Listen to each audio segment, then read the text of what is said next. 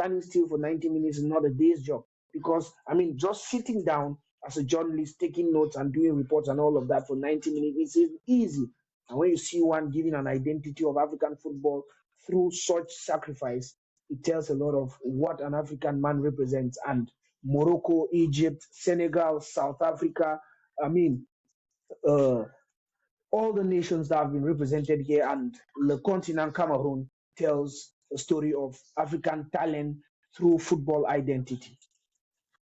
I think in essence, but the key takeaway from this AFCON is not just the football, it's not just the culture, it's the message that Lumumba came with from Congo.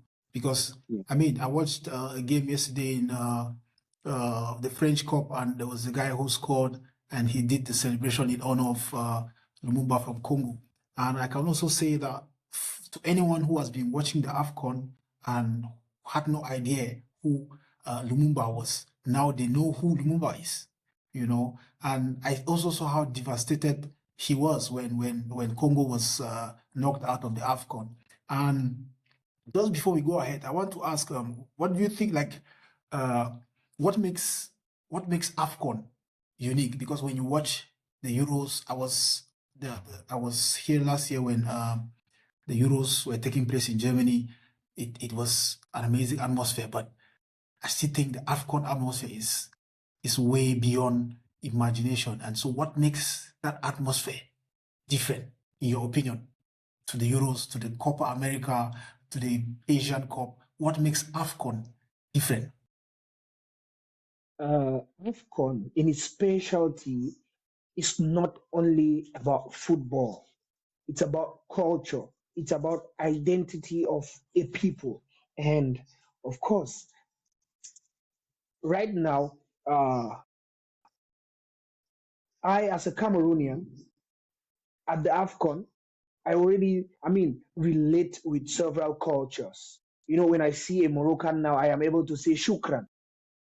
When I see a Nigerian, I'm already able to say how far now. I mean, the African people are people who are ready to learn, they are ready to adapt, they are ready to live with one another. And football is that the round object that has given us that avenue to see that we can live together. So the African game is different, the vibe is different.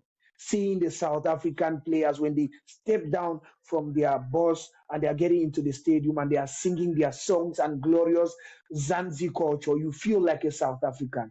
I mean, when you see when you see the Moroccans, when they sing their anthem, at some point my eyes are covered, filled with so much passion. At some point, I believe I start thinking myself Moroccan. I mean, when they want to end it, the three words, the motto, God, homeland, and king. I mean, the respect for their flag, the respect for their people, I mean, the respect for their king, and the respect for God, Allah.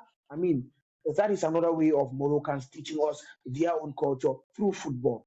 When you see the Nigerians, the way they pride their green and white, the way they pride their culture, I mean, the vibe is everything. The Egyptians, the way they represent themselves, the Tunisians, the South Africans, the Cameroonians, the continent, the Ivorians.